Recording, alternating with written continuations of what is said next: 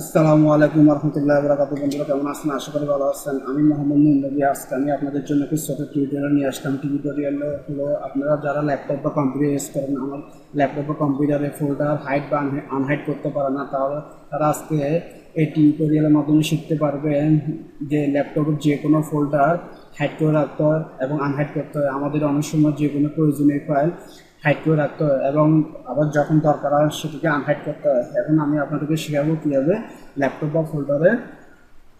বা ফোল্ডার কোনো সফটওয়্যার ছাড়া কীভাবে হাইড করতে হয় এবং আনহাইড করতে হয়।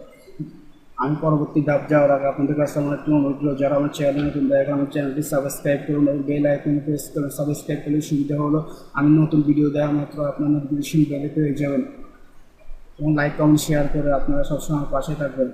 তাহলে বন্ধুরা আমি স্টার্ট করি। প্রথমে আমাদেরকে যে কোনো একটি ফাইল চুজ করতে হবে হাইড করার জন্য।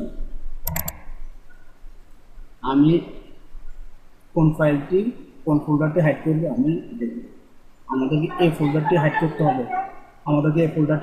হবে তাহলে আমাদেরকে এখানে রাইট বাটন ক্লিক করতে হবে, প্রপার্টিসে ক্লিক করতে হবে, তারপরে এখানে আমাদের হিডেন ক্লিক করতে হবে, ওকেতে ক্লিক করতে হবে। আমাদের ফোল্ডারটি হাইড হয়ে গেল।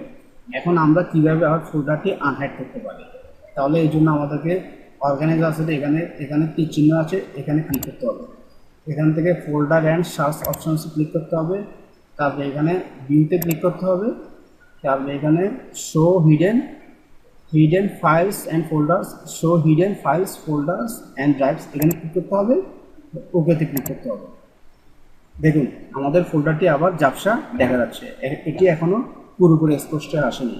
তাই পুরোপুরি স্পষ্ট আসতে হলে আমাদেরকে এখানে থেকে প্রপার্টিসে চলে যেতে হবে, এখান থেকে হিডেন থেকে টিক চিহ্নটা উঠিয়ে দিতে হবে, তারপর আমাদেরকে ওকেতে ক্লিক করতে হবে। এখানে ওকেতে ক্লিক করলেই দেখুন আমাদের ফোল্ডারটি আবার সুস্পষ্টভাবে দেখা যাচ্ছে। এভাবে আমরা যে কোনো ফোল্ডারকে হাইড বা আনহাইড করতে পারি। তাহলে বন্ধুরা আজকে এই পর্যন্ত।